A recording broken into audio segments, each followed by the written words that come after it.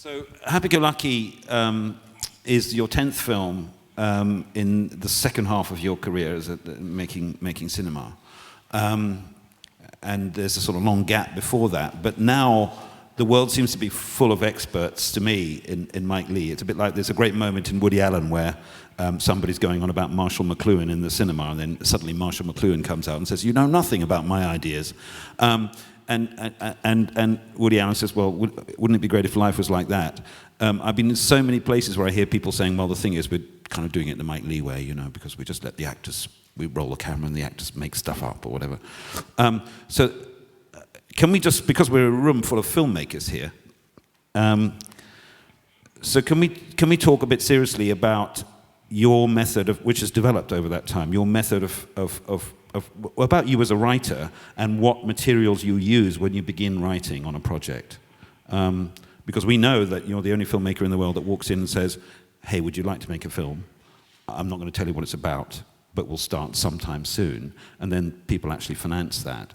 But beyond that, it's all really a matter for our fantasy, what happens next. Well, it's a big and complicated question. It's a bit open, but it is. But when you get a group of actors together, well, I suppose the important thing is that perhaps a useful place to start thinking about what I do and how I do it, which I can only talk about in a basic way, is that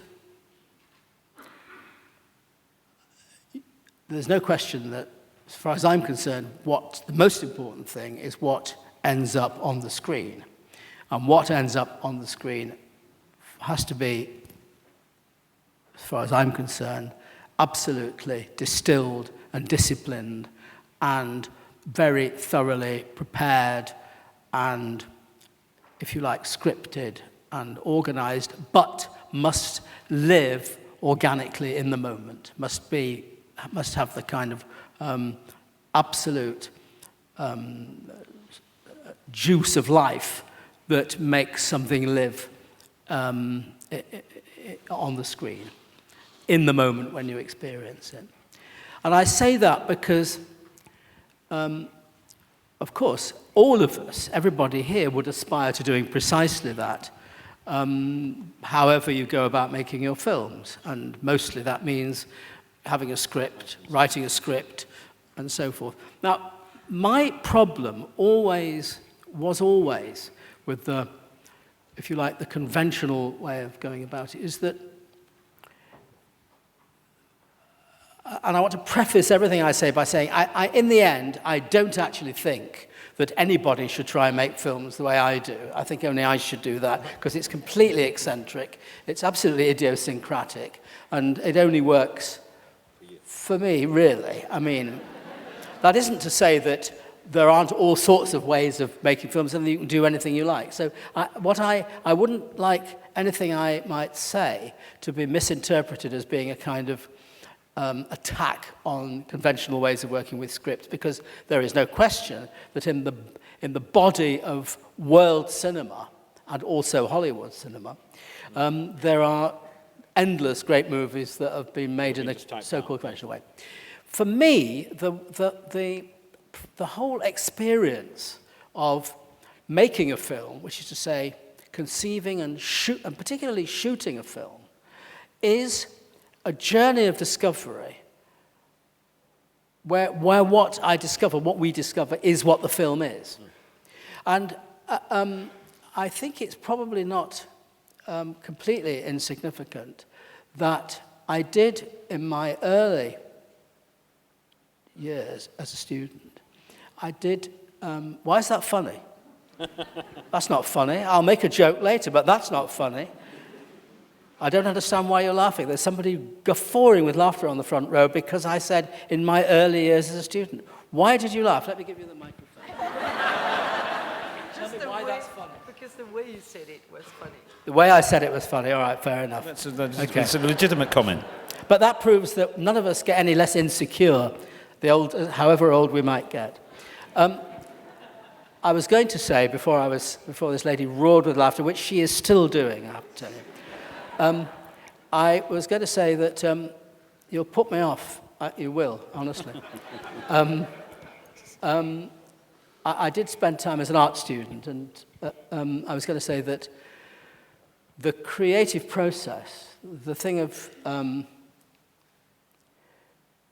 the relationship between the painter and the canvas, or the composer and the process of composing, or if you like, the writer and the page, is that journey. I mean, all art is a synthesis of improvisation and order. So all that I really do, basically, is to make the journey of discovering what the film is, one where the so-called process of scripting is part of the whole process of making the film. In other words, when I and everybody I work with go out to shoot the film, what we really do is to go out and make the film up as we go along, to invent the material in the location, to arrive at something by working it up in the location, as part of the actual process, and then shooting it by actually creating something which is organic and three-dimensional, which becomes that two-dimensional thing, which is film, as part of the whole. So in other words, the scripting and the rehearsing and the shooting all are part of the same process. Now, when you asked me the question, Ben, about sitting down with a group of actors and all of that, that's asking me to talk very legitimately about what I do before I actually go out on location. Yeah. But the important key to understanding anything I might say about what I do before I go out on location is to remember that it's all about what happens when we actually shoot the film. And all we're doing before that is to prepare. And in fact, normally, for all of these films of which you've just seen clips, we rehearsed, which is to say, prepared and created and invented the world of the film in each case, for around 6 months. Solid work. Now, at the beginning of that period of time, I always get together the actors and some of the people who are going to be involved, and I say, the first thing I always say is, in 6 months' time, on such and such a date, we're going to go out and make up a film. And everything we're going to do between now and then is simply to prepare ourselves to be able to do that then. In other words, the important thing about it is that what we do in the preliminary period is not creating an artifact, but merely preparing ourselves to create the artifact. And of course, it goes without saying that since we're talking about film, that of course, even when you shoot a film, you're not making a film, you're merely creating the raw materials out of which you will make the film, because as we know, all films are made in the cutting room. Now, in order to bring the whole world of the film into existence sufficiently that we're prepared when we go out to shoot it, basically what happens, and all that happens, is that we invent all the characters, we invent their world, we research their world, we investigate in depth all the relationships between them, we investigate in depth every aspect of every character, we do incredible amounts of work collectively to bring into existence the history of their lives. So characters, as it were, live through the years and years of the development of their relationships. The first... In a case where they don't have a relationship that's known, like Brenda Bethlin and Marion Jean-Baptiste, that's... Well, yes. I mean, if you analyze the 3 scenes that we've just seen in those terms, the first scene, which, as you know, is about a woman who is meeting for the first time, a mother and daughter who are meeting for the first time. The daughter was given away as a child, as a baby, that's what the scene's about, and was adopted. And the mother has actually thought all this time that the circumstances were different, though she knows she had a baby, obviously. So in terms of the actual moment in that particular moment in the film, that's a meeting in the film of two people who, for all intents and purposes, don't know each other at all. In the second of the scenes, you have substantial material, even in that short extract, of relationships which have been on the go all their lives. It's very close family relationships. In the third extract, you have a teacher and a headmistress who work with each other, but beyond that, it's a scene in which everybody is meeting each other for the first time, and there is no particularly significant agenda other than the fact that they're there at this flamenco class. Nevertheless, for all of those scenes, you can be sure that they all came out of or were preceded by in-depth investigation into the whole backstory, if you like, the characters' lives leading up to those moments. So that in the case of Secrets and Lies, which we saw first, long months of development went into the relationship between the central character and her brother, then the brother and his wife, the central character and her wife, the central character and her white daughter, and those things were investigated through every detail for the years and years of their relationship. Similarly, in Vera Drake, in the second one, plainly, there are ways that we investigate the relationships between parents and children, starting from when the children were born. But of course, we've gone before that for weeks investigating the previous relationship and how the parents met each other and what their background was, and so on and so forth. Now, and in the third one is more obvious that we'd got the backstory. The central character is the girl in the red stripes, and we'd obviously investigated her backstory and developed it. And when you see the film, you see that you see her sisters, so they very much were part of the development.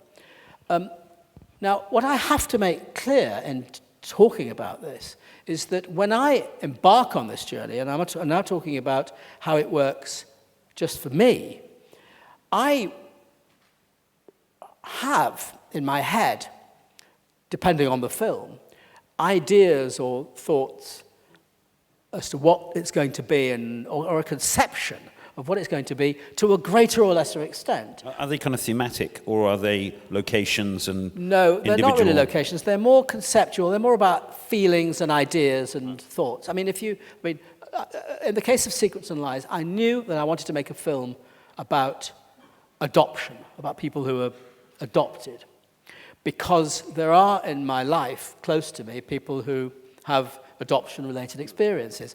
I actually didn't. Once I started to investigate the whole area of adoption, I realized that what is, in some senses, more usefully interesting is to focus on the person who's given away the baby, rather than just to look at a family into which a person has been adopted. In the case of Vera Drake, again, I'd nurtured for a very, very long time the plan to make a film about abortion before it was legal, so as to look at the issues.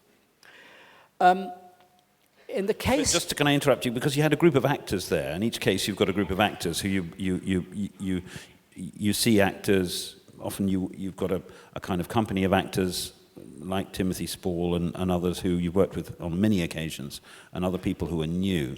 And that group of actors, you don't know exactly what roles they're going to play within this idea as you cast them. It varies. I was going to say that the third film, the new film, Happy Go Lucky, has in common with, if you like, my film Naked, which is where I had more of a feeling about what I was going to do rather than an actual clear scheme, although I had notions behind Naked of doing something to do with the impending apocalypse and the end of the millennium, and also things to do with men and women and sex.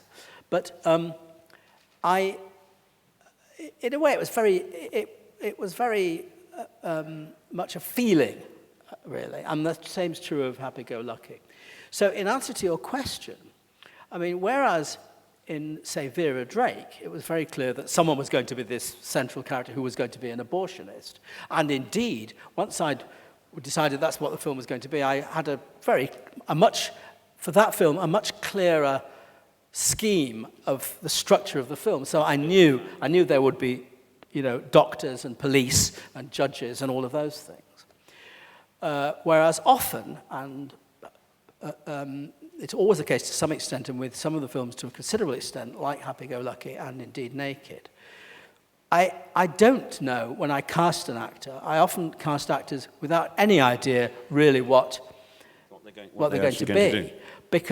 But you see, the very fact that you cast a particular actor, even though it's important to say that I work with actors because they are character actors, which is to say that they're versatile. They don't just play themselves. They can do a whole range of kinds of people and things. But, if you decide that you cast a guy and a woman, that in itself is a decision. If you cast somebody who is old, then that's a decision. And if you cast somebody who's black or somebody who's white, that's another decision, or whatever it is, So there are potentials, but at the same time, the job is to sit down with the actor and to create a character. And even in the case of, say, Vera Drake, where I knew that this woman was going to be an abortionist, that's all we knew. Yeah. We then had to create a character.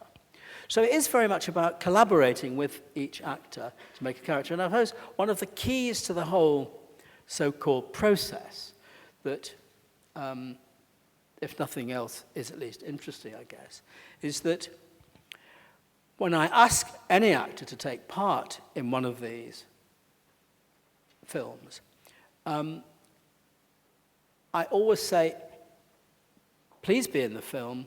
There isn't a script. I can't tell you what I'm not going to tell you what it's about. I don't know, or I can't. In any case, if I did, I wouldn't tell you. And also, you will never know anything about the film except what your character knows at any stage of the whole proceedings. And actors not only go for that, but they enjoy it because they really have a sense of ownership of their character. And, they see the whole experience, as we do in real life, with their character at the center of his or her universe, and they really are able to investigate it truthfully, because obviously, and this is the key, one of the keys to the whole thing, how it works is, of course, there's a lot of discussion to start with and a lot of ways of getting going to create a character, but a great bulk of the actual work is doing improvisations in character. And if you are an actor, and many of you here will have the experience of acting and acting workshops, and improvisation workshops, and so forth. If you're in an improvisation workshop situation, and somebody says, and whoever's in charge says, oh, well, this is great. Let's do an improvisation. I know you're the husband, and you're the wife, and you're having an affair, an extramarital affair, but you don't know, and he's having an affair, but, and now act and pretend you don't know and be truthful. Well, of course, it's bullshit, basically. That's just a very crude illustration of the point. Of what not to do. Yeah. Well, the point is, and you can do that if you want. I refuse to proselytize, but if you want to, in order to create a way of bringing into existence in a very, very complex and real and sophisticated and organic and truthful way, the way we do it, the way I do it with actors, is to maintain a strict discipline so that everybody really is able to be absolutely spontaneous and real. Now, of course, that goes on for a long time, and gradually you accumulate the whole thing. Now, the other thing I just want to say is this, that it would be easy for you to fall into the trap or to the assumption of immediately assuming that what I'm doing is simply setting something up and I know where it's going, and I know I'm just really going through a kind of ritual to make it better. The truth is that even when there's a scheme, like this is a film about abortion, or this is a film about adoption, or this is a film about the 19th century theatre with these guys that actually existed, which was another film I made. Even so, it remains, for me, I really don't know what's going to happen until we get there. The job is, to, as I've already said, to really explore it so that you don't just carry out what's already in your head. There were no point in that, but I'm really opening up so that I can learn from everything that happens and feed back into it and take from it. And it really is an interaction between me and the material, which is shared with the actors now. We are talking about filmmaking, we're not talking just about theatre, and therefore it's important not just to talk about actors, because you've got a unit who also have to work with this you're talking style. about creative people whose job is absolutely as important as the actors, at least. So that there comes a point in the development of all these films where, and there must come a point because there are deadlines and disciplines and plans that have to be made, where as soon as I've reached a point where I've got hold of the basic conception of the thing clearly enough, I can sit down with the cinematographer, with the production designer, and the costume designer and the makeup designer, and we can start to talk about, I can share my feeling about it, the main conception of it, no question of any script, it's just talking about it. And so they can start to tune in, and they can start to get the sense of it, and the production designer and the costume designer and the makeup designer will then also sit down and with the actors and start to talk with the actors and as well as me, and just to tune in on the world that we've created, because we do create this whole fictitious world in great detail, so that again we're all preparing ourselves for when we get to the shoot. And when we get to the shoot, we're not only done obvious practical things like decide on what stock we're going to use and how it's going to look, and shoot tests, and also, costumes have started to be got and so on and so forth, but also, and all the planned things to do all the usual scheduling and locations and all the rest of it.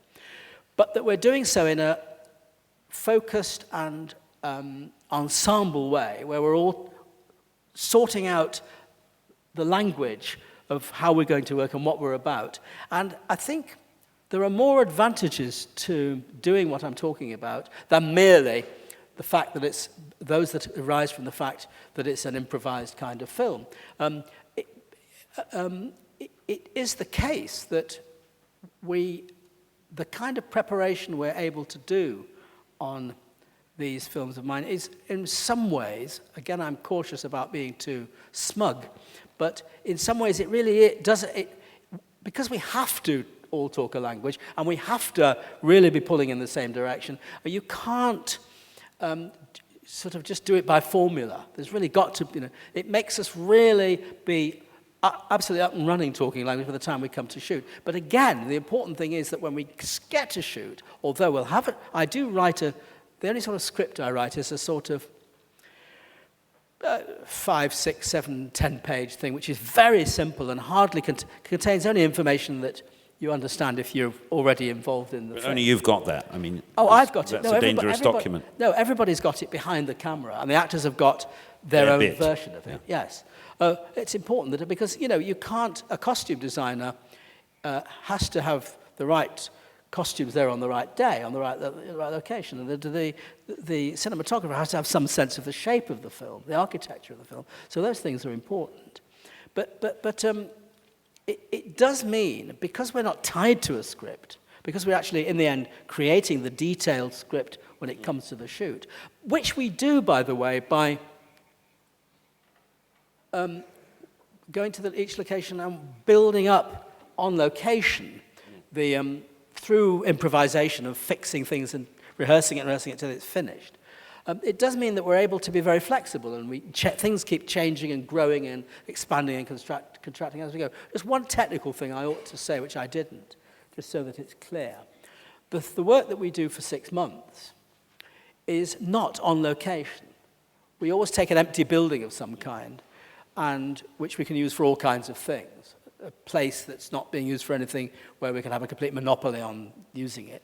And we can create places just to get going, so that we can, as it were, it's like a kind of greenhouse in which we can grow the characters and grow the ideas and discuss everything. And then gradually we can and do go out and sort of do things out in real places.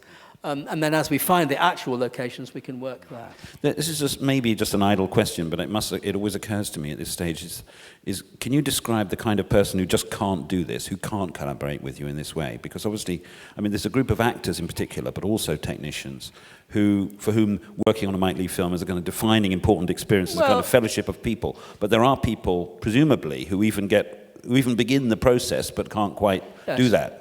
Yes, there are. I mean, on the whole, I and my producer, we try and avoid it. Weed them out. Yeah, I mean, obviously, you get an instinct for who you... But it does happen, and indeed it has happened rather horrendously on occasion.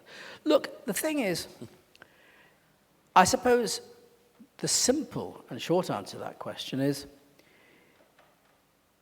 there are plenty of people who work on movies on both sides of the camera who like to know where they are, who like to know what's what, who like to be safe, who like to be able to work it all out and know exactly what the whole campaign is, and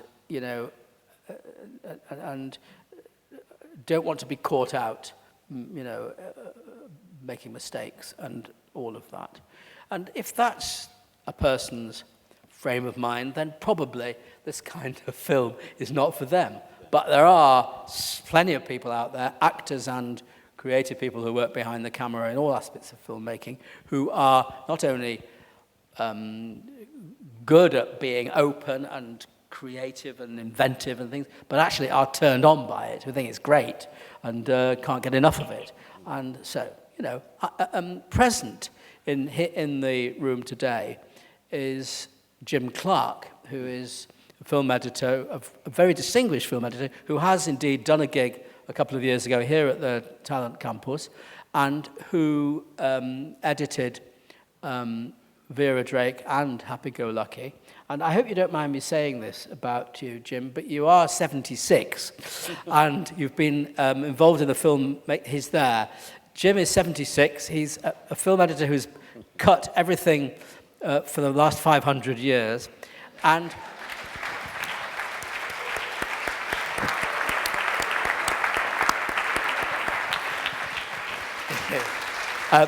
thank you, Jim. I mention it because I never worked with him before we did Vera Drake, and when we asked him to do it, I said to my producer, well, I know Jim, I think he'd be great, but of course we didn't know, because he's cut all these very distinguished films for, as I say, for a very long time. But here's this guy who's definitely been around for a long time, and who comes to a film where there's no script, where the footage comes. I mean, he had some indication of what it was about, and I think we're right to say you were very positive about the experience. Yeah. Very positive, he said. What I'm saying, that's just to illustrate the point that, it's about, this question you're asking me, in the end, is about spirit. It's about a sense of what film is about, It's not about time serving and, just doing an easy, safe job. Okay. It is about being dangerous. Well, before we move on, I want to thank you for that, because now we've got a room full of experts on what really happens as you write a film, as you prepare a film. I want to just ask you about a sort of critical kind of question, because people get very confused about realism and what realism is, or what kind of realisms there can be. You don't work with a kind of non-actors or uninflected kind of sense of the everyday. You've got much more to do with, I suppose, strong lines of characterization with sort of Chekhov and Stanislavski, or maybe something to do with Dickens, Hogarth, all kinds of people who are much more strongly inflected. Do you think, because I feel there's a sort of, we're getting to the end of this thing about misunderstanding, saying the thing about Mike Leigh is that, people aren't like that, or people don't, or everyday life is more boring than Mike's films or something. There's been a debate going on, certainly in the UK, for a long time. But what's interesting to me about the last couple of films is there's a sense of people putting drama into their everyday lives. In other words, there's a kind of sense that there's a way in which ordinary people are like actors. They see a sense of drama in their own in their everyday behaviour. So that heightened sense is also very real. You say in the notes in the catalogue this year, well, look, I want to create a real documentary world that you can slice right into. You can see right what's underneath. But you're still looking for the heightened moments, and there's a very strong sense of what kind of scene there's going to be in a Mike Leigh film. What's what you're asking? Well, I'm asking you if, after 10 years in, you've got a stronger sense of exactly what... 10 years in from 10, what? Sorry, 10 features in to making those cinema films. There's a sense that you have of exactly what kind of moments in these characters' lives are going to be the ones that motivate you, that get you going, that get a characteristic of you. No, I don't. I can't really answer that because, in the first place, the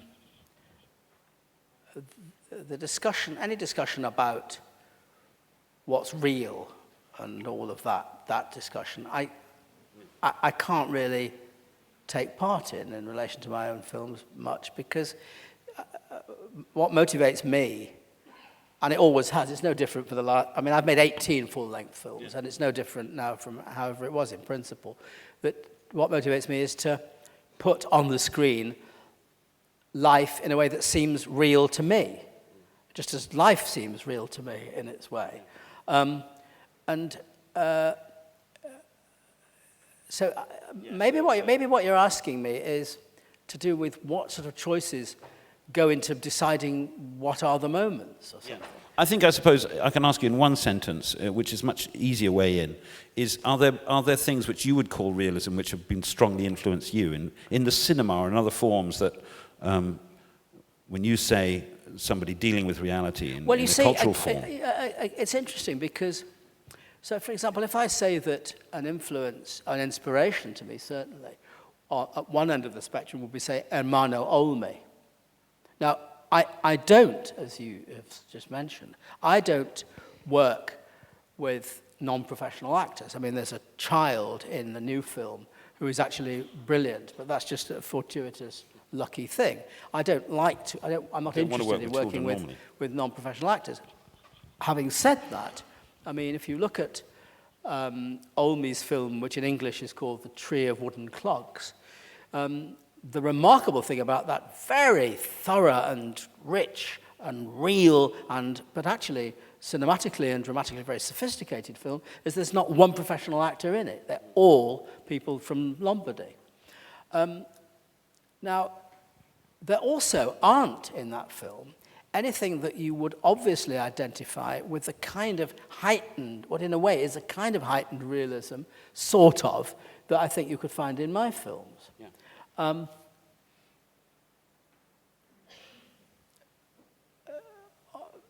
But there are other things that go on by way of influences in my films, like, for example, I mean, there's undoubtedly an influence from a certain stage of my development of Samuel Beckett and Harold Pinter. Yeah. But again, you couldn't quite say that that's what the films are, although you can find moments that are quite sort of Beckett-ish in a way. Yeah, or Pinteresque. I think more Beckett-ish than Pinteresque, but who knows? So it's hard to kind of, certainly I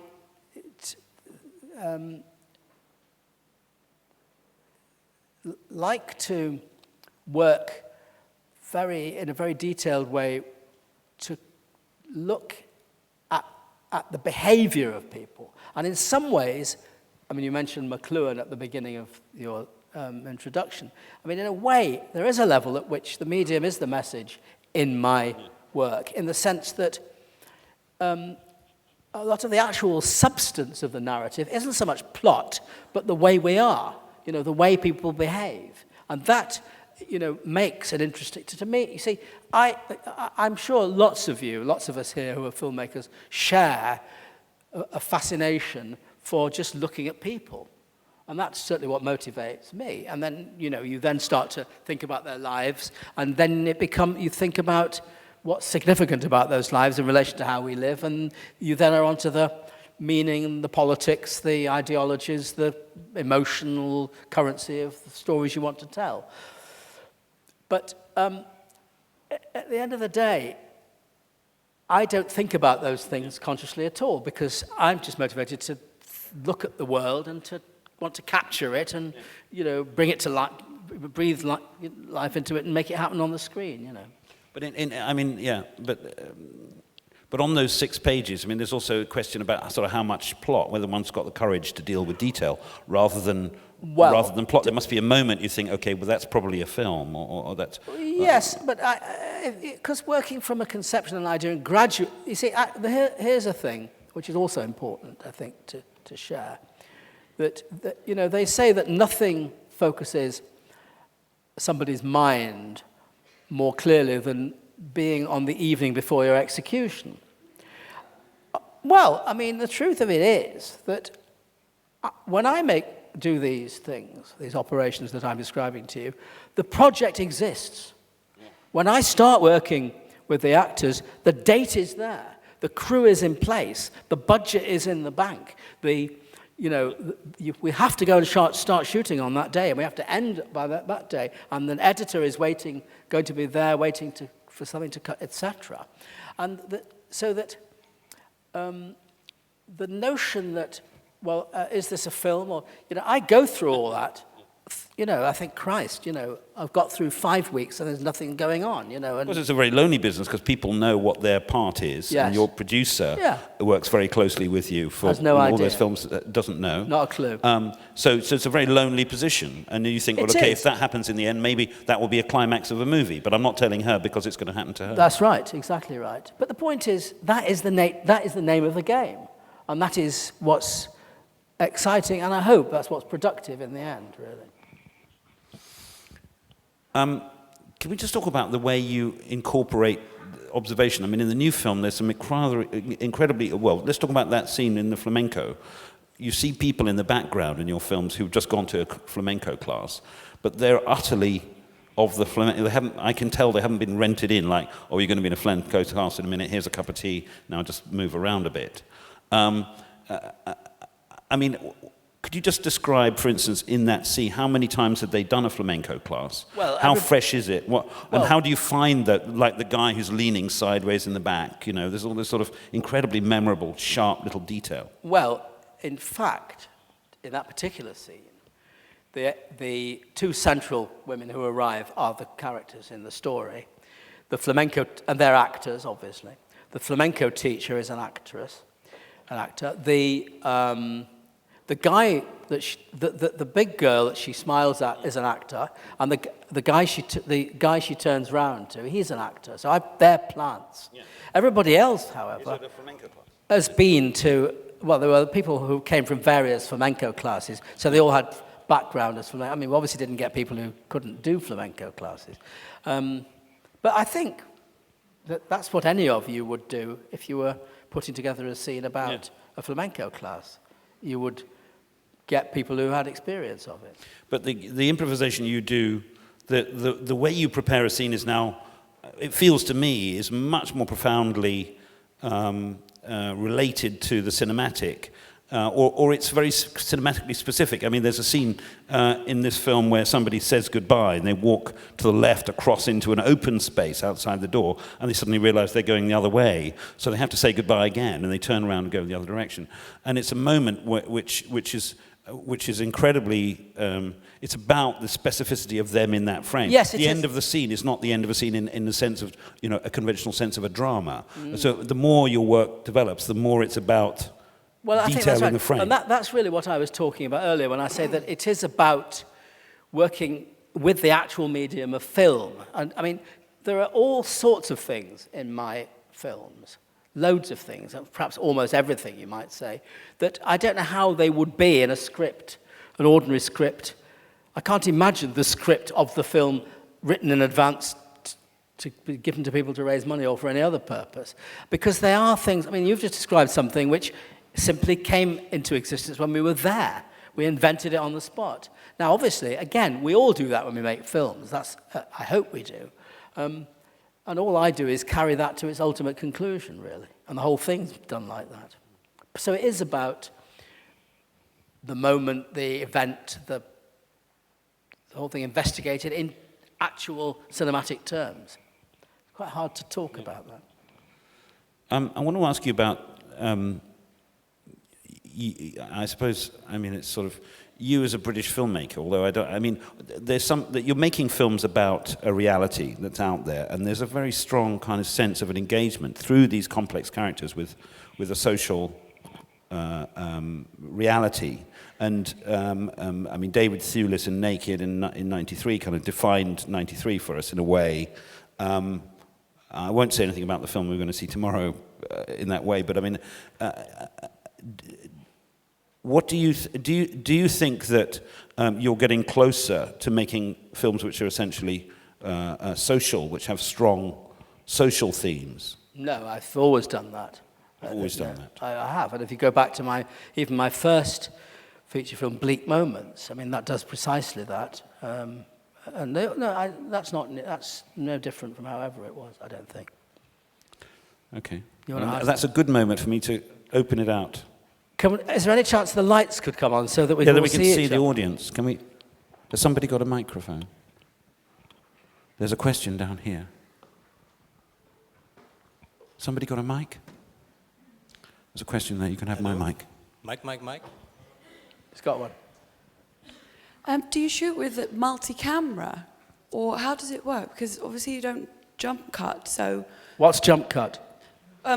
Like Dogma, so that they're moving at different times. They're doing the same thing each time you shoot a scene. So presumably after they've done a scene through once, then they do know where the scene's going from start to finish, so it kind of... Let me repeat what I said at the beginning. Yes. Everything in my films that you see is very thoroughly rehearsed, very thoroughly scripted, more than in most films, right down to the last syllable.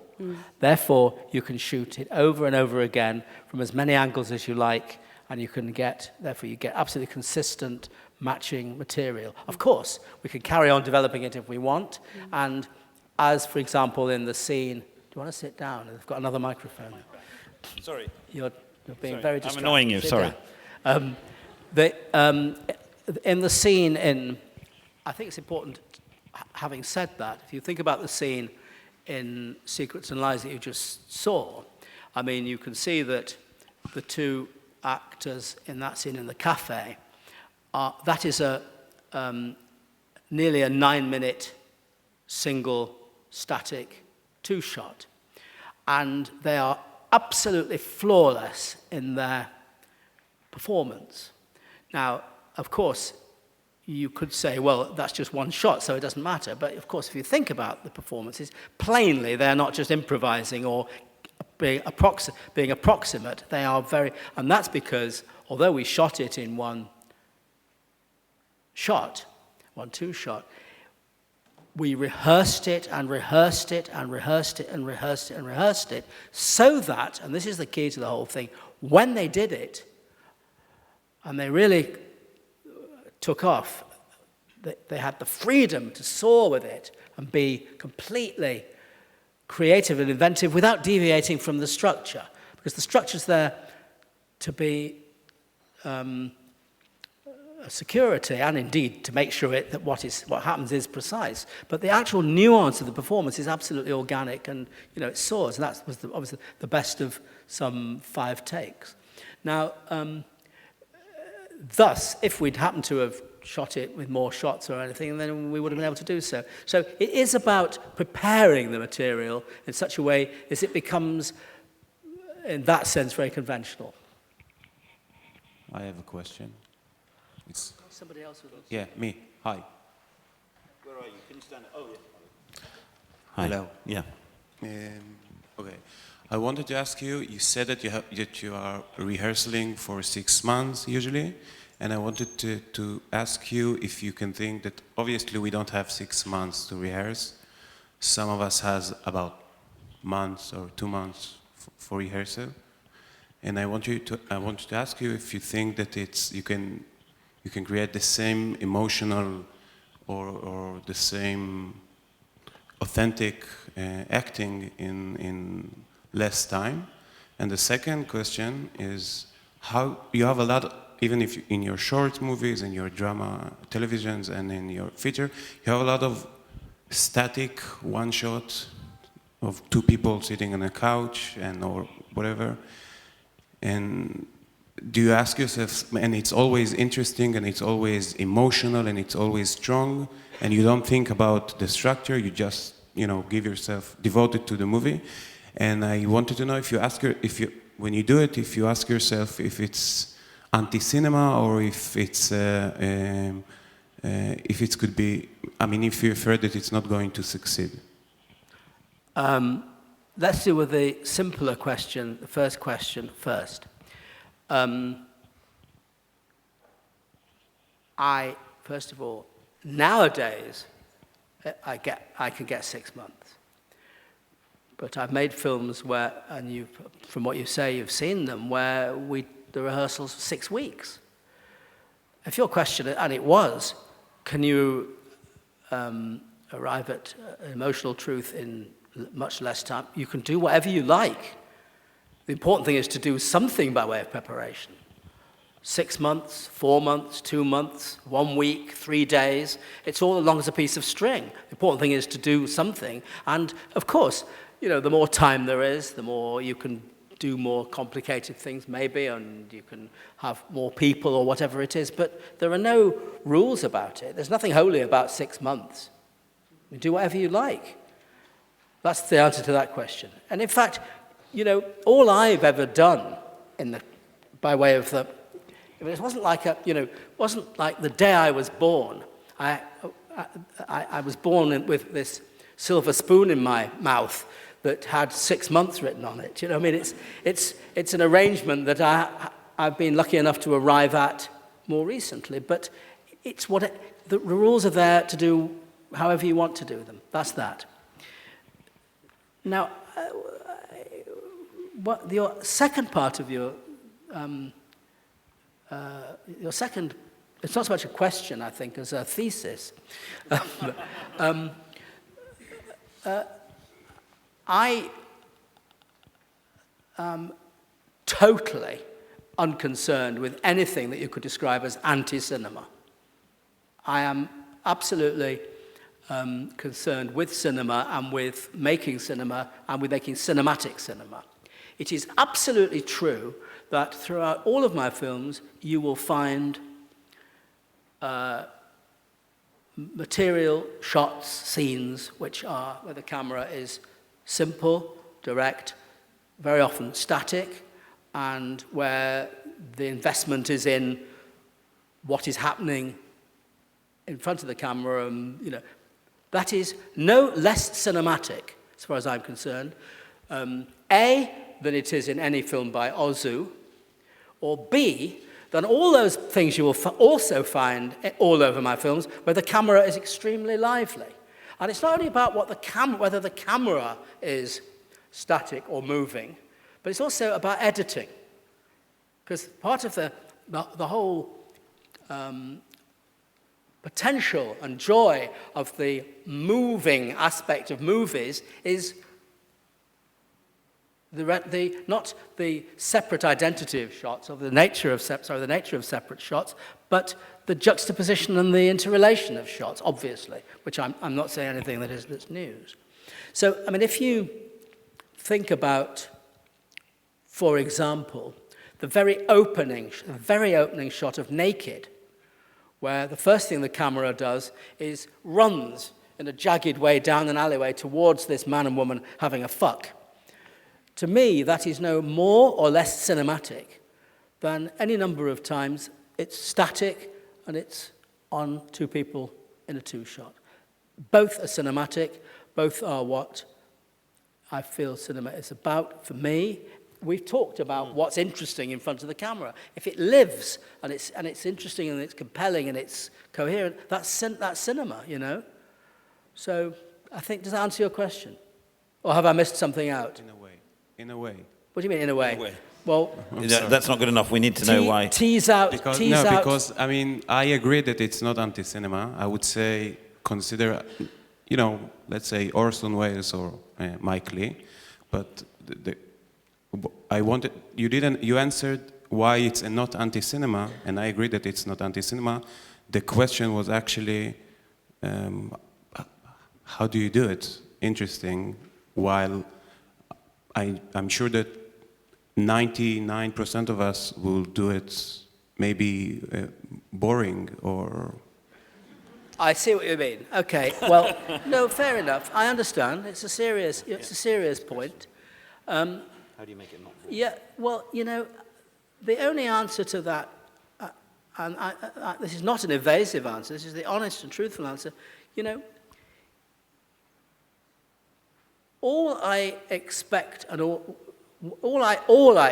audience to experience when they're watching my film, or if you like, what I expect an audience to experience when you're watching my film, is to be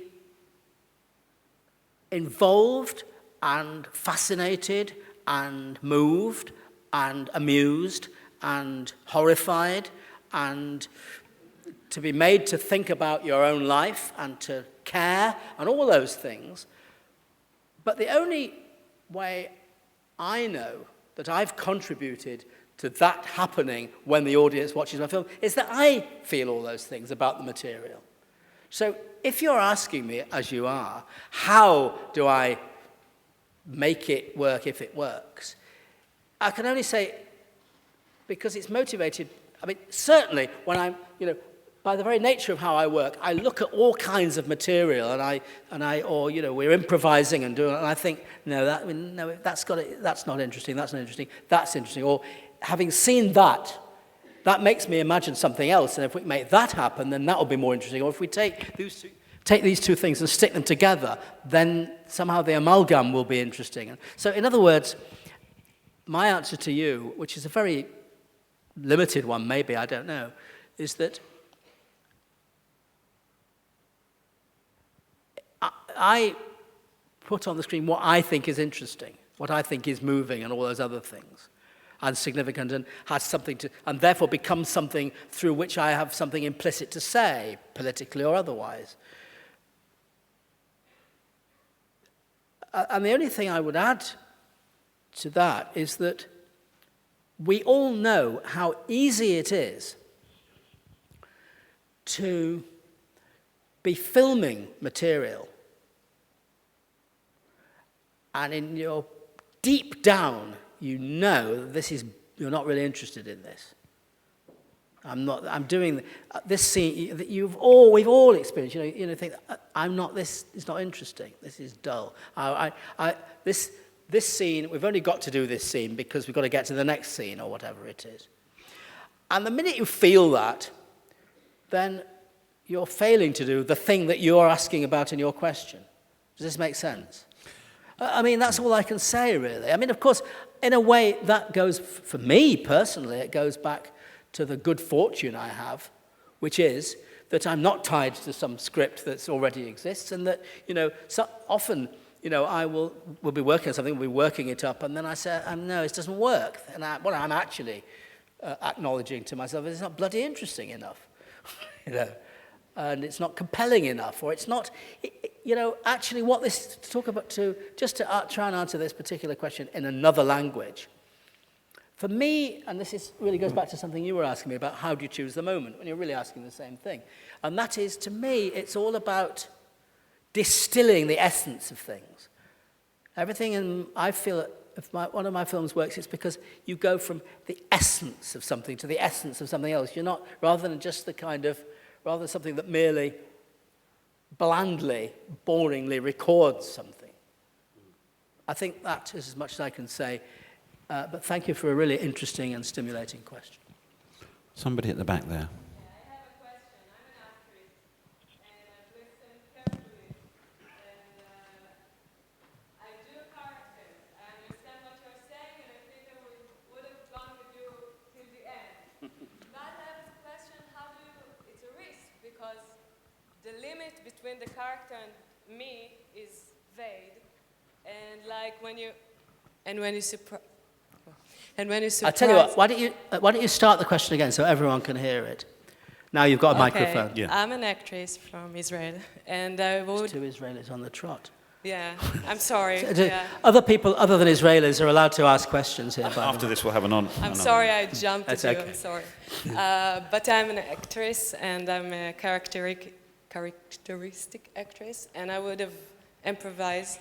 And I wanted to ask the character and me. The limit is vague, and between character and me, like sometimes if you would have surprised me with the script, I would have surprised as me. And that's my fear, that the character would have lost in my surprising. With no disrespect to your English, but I haven't Yeah. quite got the question. I haven't quite understood the question. Say the question very simply. You have the character that I've built very strongly. Without the script and the actions that I do, Yes. I can be very surprised as me, not as the character, as a I fact. see. What you're really talking about is that your emotions and your reactions to things are going to be going on in there. Yeah, There will that's be right. mine, there wouldn't be the characters. Well, that's a good question. Thank you know, the thing is,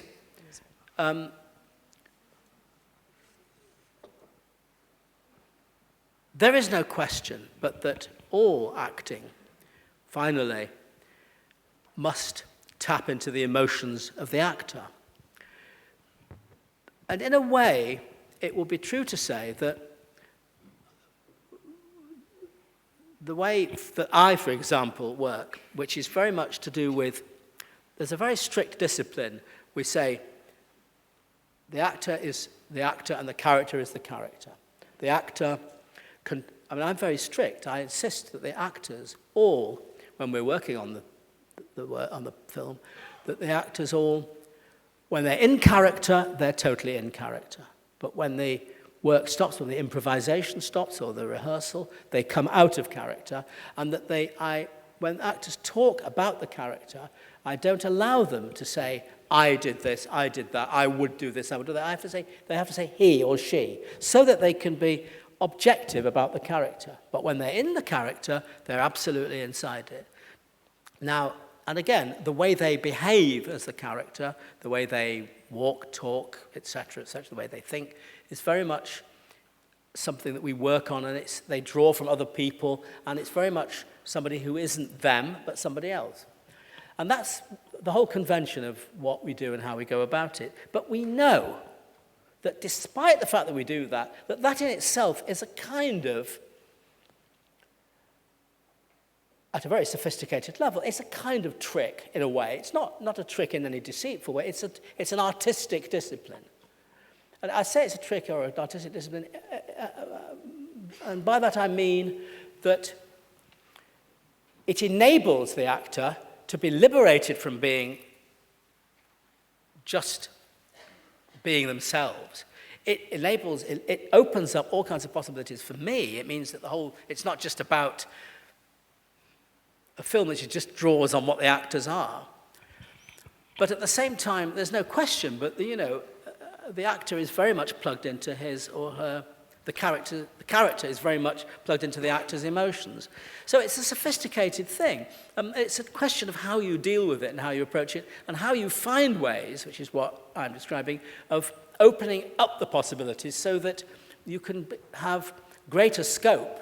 But at the end of the day, your emotions are in there, and that's not in question. But just to fine-tune that, you're really, because you work with actors, you want them to think how their character thinks rather than just how they feel. So you need some analytical input. You need intelligent actors. I mean, if you had somebody who was doing a very, very crude version of the actor studio method, and they went into the trailer in character, well, not that they have a trailer, but I mean, let's say the sometimes. canteen, sometimes they have a trailer.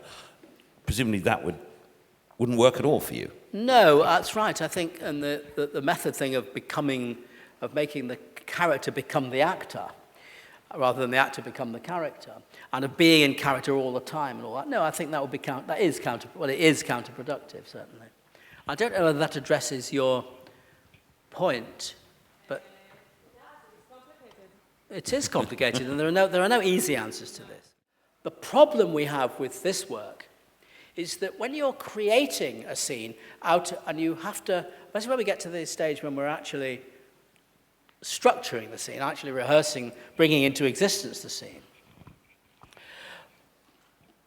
Because it comes out of completely total improvised situations, where the actors are completely emotionally there in character, because you sort of, you start to do that again, and then you go through it, and then you pin it down and fix it, and then you do it again, and then you get to the next bit, and you have to see what comes out of that. Unless you're really there, unless they're absolutely doing it 100%, even though they've already fixed it and they've rehearsed it, unless they're really there, you can't reliably, they're not really plugged in to go on to the next bit. So in fact, unfortunately, the reality is that when we're rehearsing, they have to expend a great deal of emotional energy, even though they're doing it over and over again. And only when we've got to a stage, you can get to a stage, which is more of this is something of a technicality, where we're just really refining lines of dialogue or something. But generally speaking, because of the nature of the material, of the acting itself, they've kind of got to get right in there when we rehearse it, and that is does demand a great deal of emotional energy. So it's a problem, but it is the name of the game, Some people here. Who has the microphone at the moment? I have the microphone back here. Can you hear me? Yes. I very much enjoyed your film Topsy Turvy, which deals with Gilbert and Sullivan, two people who really lived and about whom we know a little bit. Did your creative process differ to any extent on that project, and would you elaborate on that? Well, it didn't and it did. It's quite an interesting question, because there are a number of characters in that film who really existed. That's to say, there are a number of characters in the film who are portraits of people who really existed. However, what we've been talking about here, and what we are talking about, is screen reality. That's to say, the organic thing that happens in front of the camera. So yes, we were able to you can read extensively, particularly about Gilbert and about Sullivan, for example. There are other characters in the film too. But you can read about them for 1,000,000 years. That doesn't put them in front of the camera. Something has to happen to make them occur in front of the camera when the camera turns over. So, of course, we absorbed all the stuff that we could read, but we still had to find a way of creating a character in an organic way, and that character had to live in improvised situations, and and the actors had to learn how to talk in a way that people talked in the 19th century, and so on and so forth. And so, therefore, all the processes that I've developed over the years for creating original characters, totally original characters that we've made up, simply were used in order to make that happen as well. And in fact, a large proportion of the characters in that film were indeed inventions. And even, there are things that happen in that film, events that take place in the narrative of the film, which are, again, depictions of events that you can read about that actually took place. But the fact that you can read about them doesn't mean you really know what happened. You've still got to activate it and make it happen in detail in the moment. So I think that answers your question. Here's one. I got Here? Where are you? There. Oh, yeah. Yes, I have a question about the scene with the two women. Could you explain how you worked with the task you gave to the actors, that you could let the scene live? What specific tasks you gave them, and how you created together the tasks with the actors? How I arrived at the scene? Yes. Well, I've already talked about this in a way, but I'll be more specific if you like. Over the months of the preparation, of the rehearsals, we slowly built up the life of the mother over I think, something like 47 years of her life. Now, at some stage, when she was 16, we very incidentally went through a moment where she was drunk at a party and had sex with a black guy. And we dealt with it very briefly. And there was another guy around the same time, about 2 other guys, white guys. And I deliberately put that in working with, working with the actress, Linda Blethyn. So that was plotted in. So that was there. And all the great bulk, the majority of what she did was about her family and the other daughter she has, and so on and so forth. Parallel to that, and unknown to her, I worked with Marianne Jean-Baptiste, the other actress who plays the daughter that you saw, and created her whole history. So that at a certain stage of the game, I was able, in the rehearsals, I'm talking about the rehearsals now, not the shoot, but you're asking me how the scene was, how I instructed them, that's your question. At a certain stage during the rehearsals, I was able to set up an improvised, first of all, I set up a situation where, using actual mobile cell phones, the daughter called her up.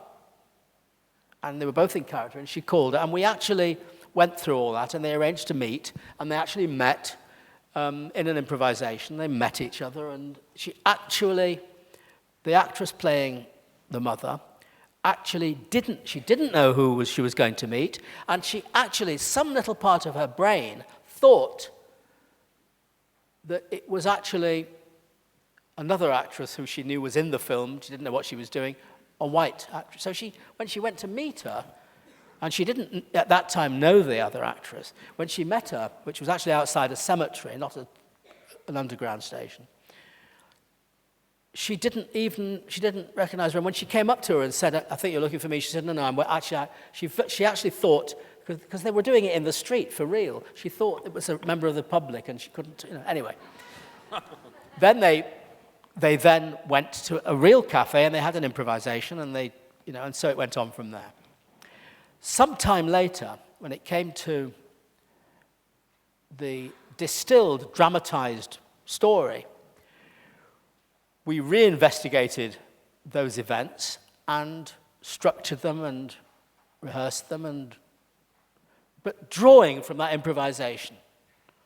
And that is what you see in the film, draws from that experience, that organic experience, but is organized. And so this is an interesting and important footnote to my answer to your question.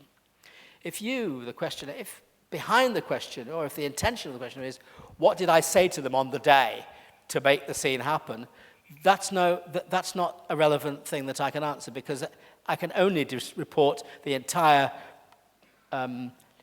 evolution of the thing to the point where, if you like, the scene is the end of a journey, the tip of the iceberg, the distilled moment.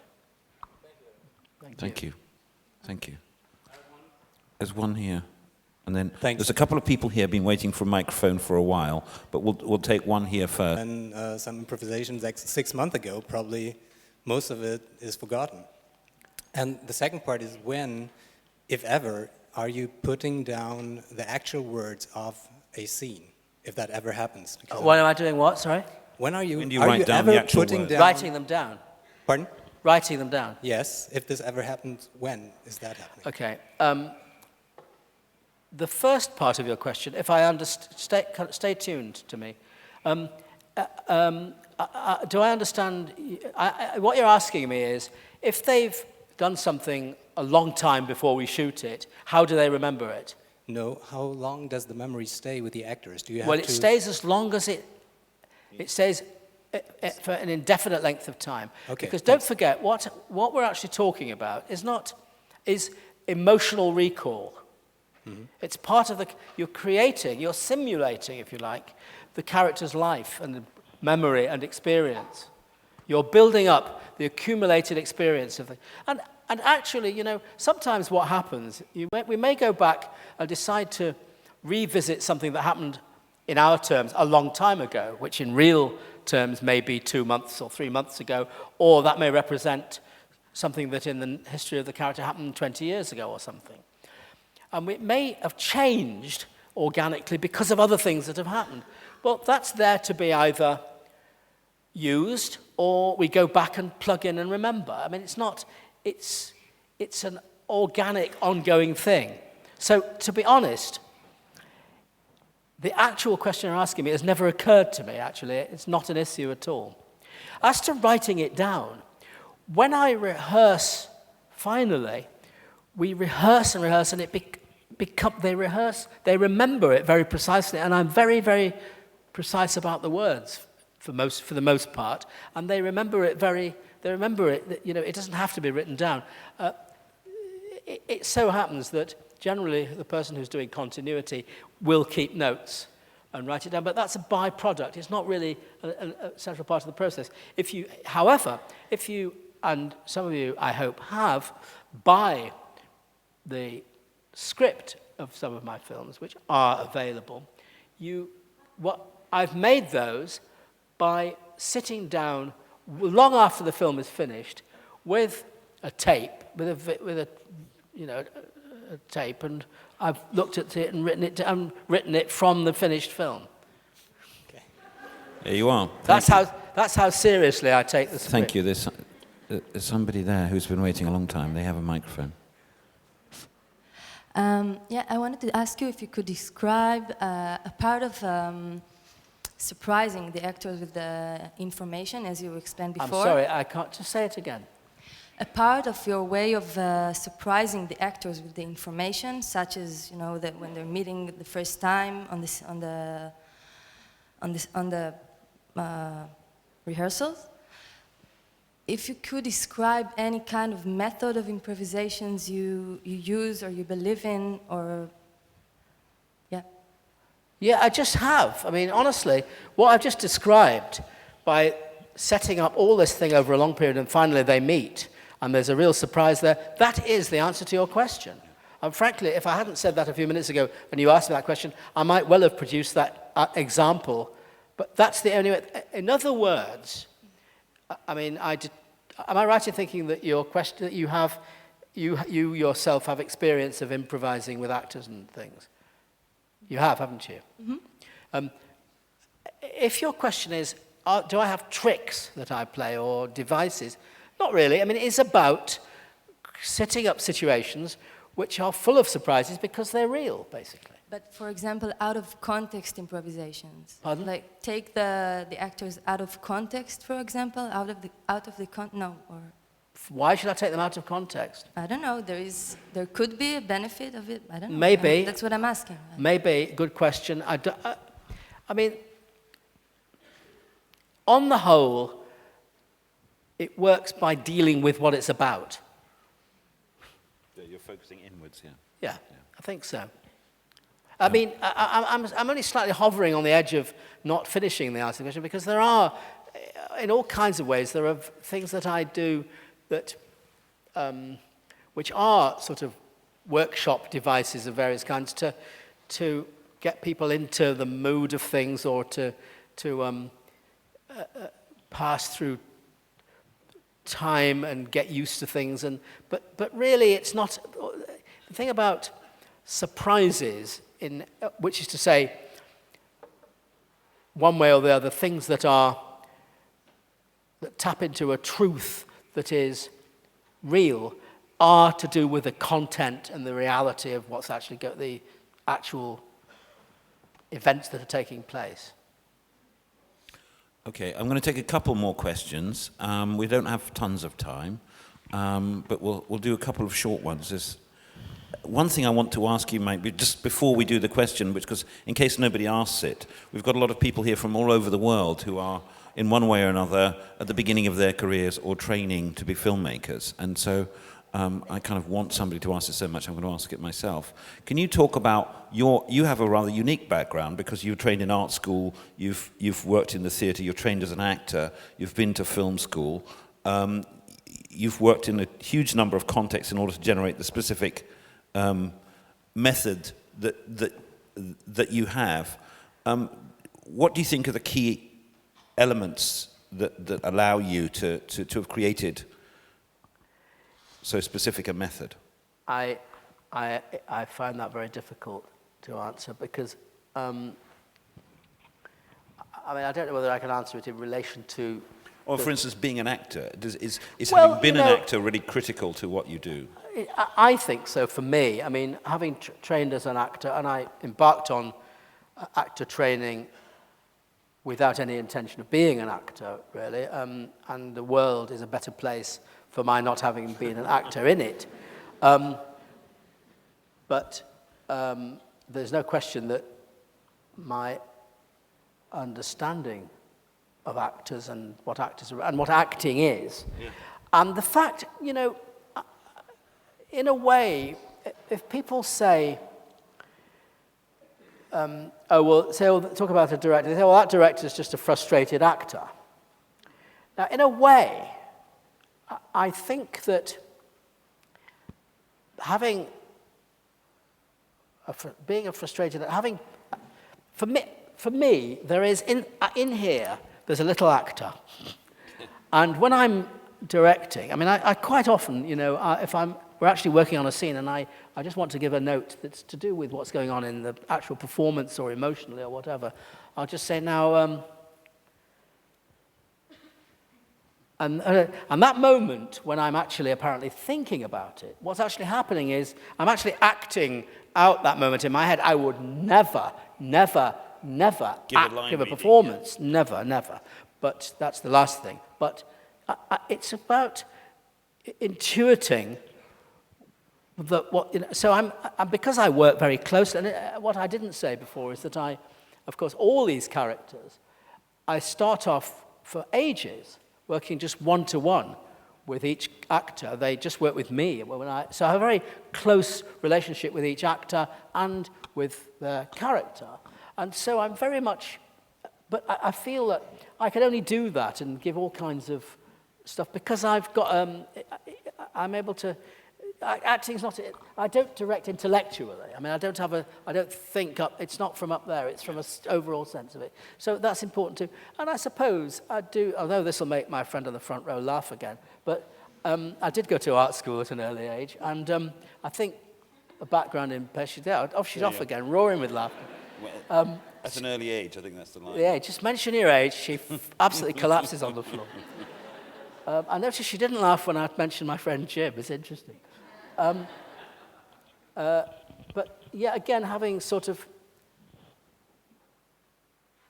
trained as an actor and then being in art school and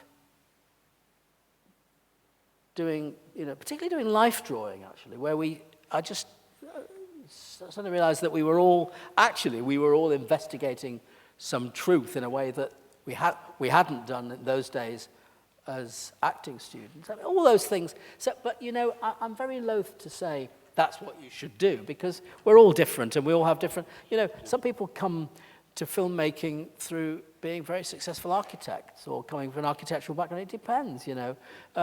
I think, for me, those things all helped.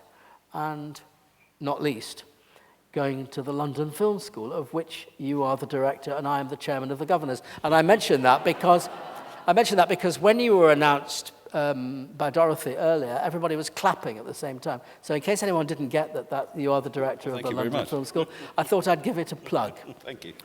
Thank you very much. Next question. Okay. Yeah, I don't know if this is actually a question, but I'd like to hear you talk about your editing process a little bit.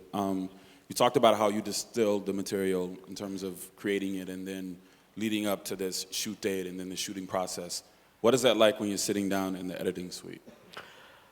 I've got the luxury of having a co-worker with me, so he might just contradict what I say, but I don't think he will. Let's get a microphone to Jim now. Again, you know, as I've already said, of course, a film is made in the cutting room. I suppose really, like many films, but perhaps more than some, my films the material divides itself up into the majority of stuff, which is, as I've said, structured and organised, and some material which is, I mean, this new film has got rather more than usual amount of material that is either improvised or partly improvised, because there are a lot of scenes driving around in a car, and that for various reasons it involves that.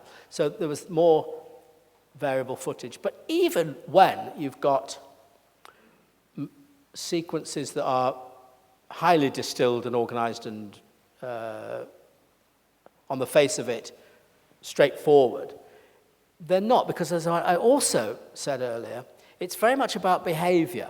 I mean, I will often go for another take when we're shooting, and the producer might come to me a couple of days later or the next day and say, why did you do that again? Why were there 4 takes of that when the first and second take was so good and all the rest of it?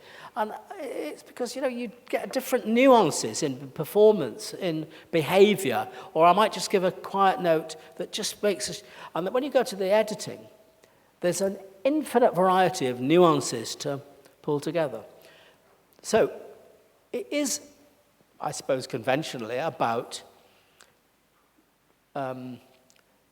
being cognizant of the structure of the film and going for the best moments, but also going in. I mean, there will be a structure, and which I will have started off with, deviated from in some parts of the film, adhered to in others. But at the end of the day, you go into the cutting room and it's up for grabs. You can do what you want with it, basically, and it's there to investigate and to experiment with. First of all, to organise the way it was intended, and then to explore. And I don't really know beyond that, unless you ask me a question, what is the answer? As the others say, ask me some more about what you mean, what you want to hear. Well, I guess you went into some detail describing the process of working with the actors and your goals in that, what you were looking for, how you achieved some of that. And we heard a little bit about your other collaborators, and then actually being on set. I guess, in terms of in detail, what is that process like when you and your editor sit down to cut? Are there specific things? Have you got a microphone there? You rejected it. Can you get a microphone to Jim? Stay where you are, but stay where you are. We'll give you a Jim, microphone. somebody will bring you one. It's going to come up. Maybe I will. There's one there. There's one there. I mean, I think, you know, obviously what we do in the cutting room is, as we edit the film, and it goes without saying that for me, working with the editor is collaborative like it is with the cinematographer, but finally it's my decision, and Jim would always say, well, in the end, what do you think? But it is about, obviously we're talking about what we think works and what we think doesn't work, but of course there will always be a discussion on the go about in filmic terms, about the meaning of what we're doing, and about, you know, the language. You will, you know, if you listen in on the kind of language we talk, you'll hear us saying, well, you know, the audience has to see that first before they see this. So you can't expect the audience to care about that unless they've experienced this. Or if we show that first, it gives that away before we surprise them with that, or whatever it is. And then, you know, at another level, we will actually talk about what it means, what the whole thing is about, basically. But at the end of the day, those things, when you're actually working on a thing, those are very quickly, they're the given, they're the premise. And much of what we do is about making, I mean, you know, as much as anything, it's about not being frightened when you're editing, of being relentlessly thorough about details, and if you have to spend a whole day battling with a detail, then that's what you've got to do. But other times it's about standing back and looking at the whole thing and remembering that you have to deal with structure as well. You know, do you want to add Jim, anything? do you want to add something to that? Well, all I can say is, as a very old man, the pleasure of working with Mike is enormous for me, because I don't have a script that I have to read and analyze. Every day I get the rushes in of the previous day's work, and it always comes as a surprise to me, which I find extremely beneficial, because I can take that material and do what I like with it for the editor's cut. On Vera Drake, I think we ended up as a 2-hour, 5-minute film. We started at about 2.5 hours. And Mike is one of those directors who knows exactly what he wants. And fortunately, on Vera Drake, I managed to provide him with a version that was very close to what he wanted anyway. So that, in fact, the process of editing Vera Drake was quite quick. On the current film, which will have its premiere tomorrow, it was slightly more difficult for me, and I think it was quite difficult for Mike at the time, because we were unsure of how the film was going. And I was worried about it for a time, and I think he was too, because in the end, we had to find the film in the cutting room more than we did on Vera Drake. I think that's right. And I think that the reason for that is quite straightforward. You see both of those films, and it's quite interesting, particularly in the context of this part of the discussion, because the thing about Vera Drake is that certainly before we went into rehearsal, and way before we shot it or indeed edited it,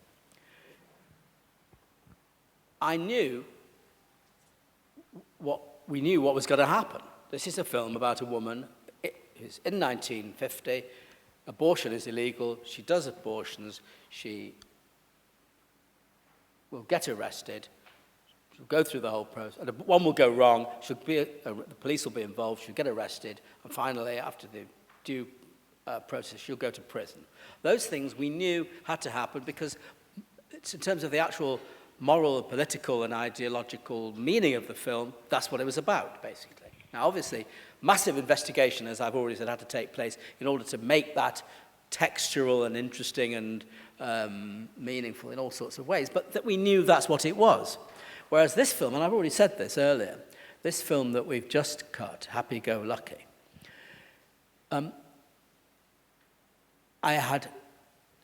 I went into it only with a feeling about the spirit of the atmosphere, and the spirit's the best word to describe it.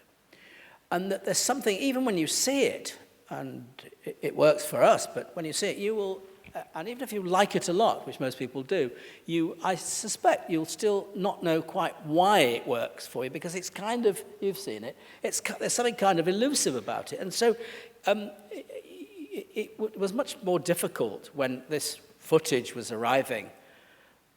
It was much difficult for me. I knew what I was after, but it was, You had that process sort of with Naked before, like catching where the film was going right at the end of the process, and it's in a way as exciting. Well, it's just that the truth is, as I said right at the beginning, for me, it's about going on a journey to discover what the film is. And if this is one of these particular films we're talking about, including this new one, are films where it's just about looking for it, not looking for it in a kind of vague way without it, but, being open to all kinds of things. And so, therefore, it was much more difficult and it was arriving at Jim's cutting room for him to immediately go, right, this is that bit, and this is this bit, and that's what this is. And, there were less obvious set pieces. But once we'd finished, we'd wrapped the picture, and once we'd assembled and we started really tackling it, we started to, and I was, if I'm honest, you've said it, I was a bit depressed about it. You thought, well, it seems okay, but not. But as we started to strip away, and this is another answer to your question, to take things and again, it's what I referred to earlier, to distill it down to its essences, to really get down to the meat, if you like. Once we started to do that, the film really did start to emerge, come out of its shell in a way, and that was absolutely a cutting room investigation. Well, since the subject at the moment is editing, I'm afraid I'm going to have to be the person who's going to say cut, because as soon as people sort of waving clocks at me. But I think it's an incredible moment to stop as well, because I was going to ask you if you wanted to say something to your audience of tomorrow, but you've done so. Well, the only thing sometimes I get asked whether I have any words of advice, and I haven't been asked that because obviously you don't want any. But in case anybody's here, Hands up, anyone who wants. My advice. only words of advice would be never compromise. Very good, very good. Well,